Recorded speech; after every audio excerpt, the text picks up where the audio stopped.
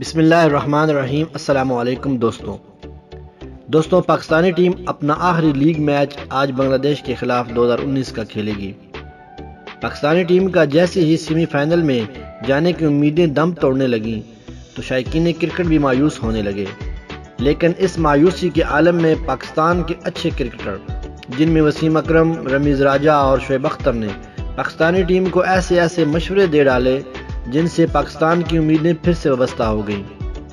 دوستوں، رمیز راجہ کے بعد وسیم اکرم نے بھی ایک بیان میں ٹیم پاکستان کو ایک ایسا مشورہ دیا ہے کہ اگر ہماری ٹیم اس پر عمل کرے تو یقیناً پاکستان کی ٹیم سیمی فائنل کے لیے کوالیفائیڈ کر سکتی ہے۔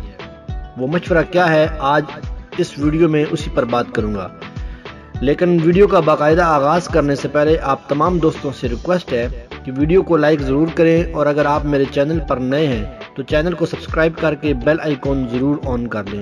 بہت شکریہ۔ تو چلیے ویڈیو کو آغاز کرتے ہیں۔ دوستوں، جیسے ہی پاکستانی ٹیم کی سیمی فائنل میں جانے کی امیدیں دم توڑنے لگیں تو پاکستان کے بیسٹ کرکٹر میدان میں آئے اور ہماری ٹیم کا حوصلہ بڑھایا، اور شائقین کرکٹ کو پرجوش رکھنے کے لیے ٹیم کو طرح کے ٹپس بھی دیے۔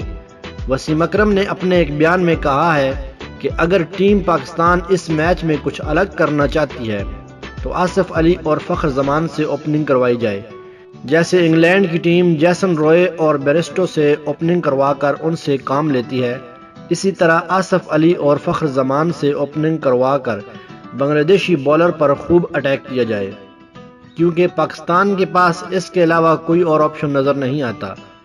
اگر آصف علی اور فخر زمان بڑا سکور کرنے میں کامیاب ہو جاتے ہیں تو پاکستانی ٹیم کے لیے پھر سے امیدیں روشن ہوں گی۔ دوستوں، کیا آپ وسیم اکرم کی اس بات سے اتفاق کرتے ہیں؟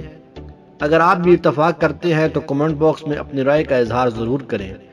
ویڈیو اچھی لگے تو ویڈیو کو لائک کریں، شیئر کریں اور میرے چینل کو سبسکرائب کر کے بیل آئیکن ضرور دبائیں۔